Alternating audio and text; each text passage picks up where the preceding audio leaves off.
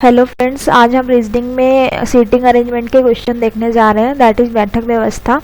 Friend, इसके question आज सभी बैंकिंग एग्जाम में ज़रूर 1 से 2 क्वेश्चन आते हैं, सीटिंग अरेंजमेंट के पजल्स में आते हैं। तो ये क्वेश्चन ऐसे होते हैं कि इसमें लिंक्ड क्वेश्चन आते हैं, लाइक एक क्वेश्चन रहता है, उसके 5 पार्ट्स रहते हैं। तो एक तरह से एक क्वेश्चन ना होकर 5 क्वेश्चंस होते हैं। अगर एक क्वेश्चन आपने बना लिया इसका अरेंजमेंट, तो आपसे 5 क्वेश्चन के आंसर बन जाएंगे। तो बहुत ही आसान होता है ये, बस इसमें थोड़ा सा आपको ध्यान रखना है, कुछ ट्रिक्स जो मैं बताने जा रही हूँ। तो फ्रेंड्स, जैसे कि ये क्वेश्चन देखिए कि P, Q, R, S, T, V and J, ये 7 लोग हैं, are sitting around a circle facing the centre. Circle के अराउंड बैठे हुए हैं और सेंटर को फेस कर रहे हैं। S is not an immediate neighbour of V, और S जो है वो V का इमीडिएट नेबर नहीं है। ऐसे क्वेश्चंस को आपको क्या करना है, जैसे जैसे हिंट मिलती जा रही है, फर्स्ट आपको पता चल गया सर्किल के अराउंड बैठे हुए हैं, 7 लोग हैं, तो आप इस तरह से सर्किल ड्रॉ कीजिए, उसमें 7 अरेंज सीट्स बना दीजिए इस तरह से। उसके बाद जैसे ही पहली हिंट मिली उसको आप ड्रॉ कर लीजिए। ऐसे नहीं कि आप पहले क्वेश्चन पढ़ रहे हैं फिर पूरी हिंट आप ड्रॉ कर रहे हैं, जैसे ही क्वेश्चन पढ़ते जा रहे हैं हिंट मिलती जा रही है, वैसे वैसे आप ड्रॉ करते चलिए। तो पहली हिंट क्या मिल रही है कि S is not an immediate neighbour of V। तो सपोज मैं S को कहीं भी बिठा दे रही हूँ, जैसे मैंने यहाँ पे S को बिठा दिए, तो अब इन्होंने बोला है कि V is not immediate neighbour of S, या फिर S V का इमीडिएट नेबर नहीं हो सकता। मतलब S के ना तो आगे ना ही पीछे V को बिठाना है हमें। तो यहाँ पे हम अपने लिए एक हिंट कर लेते हैं कि लाइक V जो है वो यहाँ या फिर यहाँ पर नहीं आ सकता। V ना तो यहाँ पर आएगा और ना ही V यहाँ पर आएगा, ठीक। इसके बाद नेक्स्ट हिंट देखते हैं, S is second to the right of T। जो S है वो second to the right of T है। तो फ्रेंड याद रखिए कि कैसे हम पता लगाएंगे कि राइट और लेफ्ट कहाँ है। तो जब भी आप एक सर्किल पर बैठे हैं, अरेंजमेंट करते हैं, तो आप ऐसा मानिए कि आप खुद वहां पर सर्कुलर टेबल के चारों ओर बैठे हैं और आप सेंटर की ओर देख रहे हैं। तो सपोज अगर S की जगह पर आप बैठे होते तो आपका राइट हैंड किस तरफ होता, ऊपर की तरफ, और आपका लेफ्ट हैंड किस तरफ होता, ये इस तरफ, राइट नीचे की तरफ। तो इस तरह से S का भी राइट ऊपर की तरफ होगा और इसका भी लेफ्ट नीचे की तरफ होगा। अब क्या बोला जा रहा है इन्होंने कि S is second to the right of T, मतलब जो S है वो T के दाएं तरफ यानी राइट में दूसरा है। तो दूसरा है मतलब ऐसे नहीं कि 1 और 2, ऐसे नहीं, मतलब कि जहां भी T बैठा होगा उसके राइट के तरफ में 1 और 2 गिनने पे S आएगा, मतलब दूसरे स्थान पे S आएगा। तो अभी देखिए, अगर मैं T को यहाँ बैठाती हूँ तो T सेंटर की तरफ देखेगा। इस पोजीशन पे अगर मैं T को बिठा दूं तो सेंटर की तरफ देखेगा। तो उस T की जगह आप बैठकर देखिए तो आपका राइट इस तरफ जाएगा और आपका लेफ्ट इस तरफ। तो फिर ऐसे यहाँ पे सेकंड पोजीशन पे लेफ्ट साइड में पड़ेगा। लेकिन अगर मैं T को यहाँ पे बैठा देती हूँ, सपोज मैंने T को यहाँ पे बिठा दिया, तो मुझे समझ में आ गया कि T को यहाँ पर बैठाने से S जो होगा वो T के राइट में सेकेंड पोजिशन पर आ जाएगा। तो फ्रेंड यहाँ से देखिए T यहाँ बैठा है, सेंटर की ओर देख रहा है। तो मान लीजिए आप ही T हैं तो सेंटर की ओर देख रहे हैं, तो आपके राइट हैंड साइड ये 1 और दूसरे पोजीशन पे S बैठा है। फिर क्या बोला जा रहा है कि second to the right of T, who is second to the right of Q। अब T जो है वो भी Q के राइट में सेकेंड है। तो यहाँ पर अगर मैं Q को बिठाती हूँ, ठीक है, तो देखिए Q का लेफ्ट किधर होगा और राइट किधर होगा। तो Q की जगह मान लीजिए आप हैं, तो Q का देखिए इस तरफ Q की जगह आप अगर आप हैं तो इस तरफ Q का लेफ्ट होगा और इस तरफ Q का राइट होगा। तो Q के राइट में दूसरे स्थान पर फिर क्या आ गया, T who is second to the right of Q। Then बोला जा रहा है R is third to the right of J। तो जो R है वो थर्ड है राइट ऑफ J के। तब यहाँ पर ध्यान दीजिएगा फ्रेंड, अगर मैं R को यहाँ बिठा देती हूँ, ठीक है, तो R को अगर यहाँ पे R is third to the right of J, तो अगर R को यहाँ बिठाती हूँ तो J को मुझे कहाँ बिठाना पड़ेगा ताकि थर्ड राइट में आ जाए।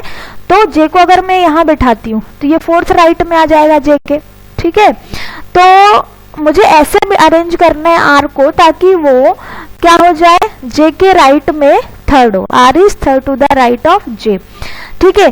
तो मेरे पास अभी ये 3 पोजीशन खाली हैं, ठीक है।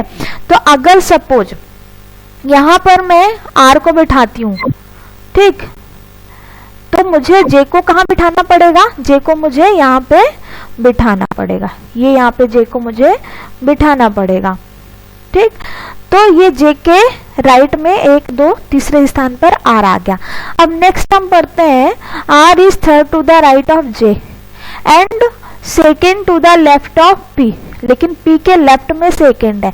तो अब पी का लेफ्ट, पी को मैं यहाँ भी बिठा सकती हूँ, लेकिन अगर यहाँ पे मैंने बिठाया तो फिर क्या होगा, अगर मैंने यहाँ पे पी को बिठा दिया तो यहाँ पर फिर second to the left of P, तो यहाँ पे ये गलत हो जाएगा। ठीक है, क्योंकि आर जो है वो उसके लेफ्ट, पी के लेफ्ट में नहीं आएगा। ठीक, क्या बोला जा रहा है कि R is third to the right of J and second to the left of P.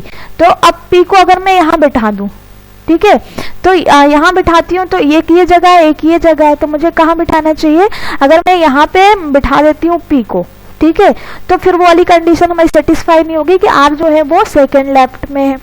तो अगर मैं यहाँ पर पी को बिठा दूं, ठीक है, तो कंडीशन सेटिस्फाई होगी।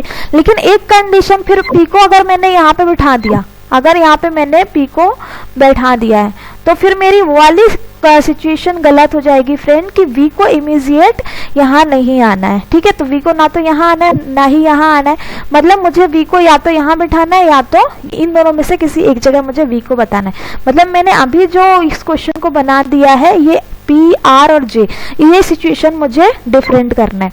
तो हम क्या करते हैं, हमारी जो आर और जे की पोजीशन है, ठीक है, आर और जे की जो पोजीशन है उसको हम फिर से अरेंज करते हैं। तो हमको क्या बोला है, R is third to the right of J, तो R is third to the, पहले हमने आर को यहाँ बिठाया था तो जे यहाँ आ गया था।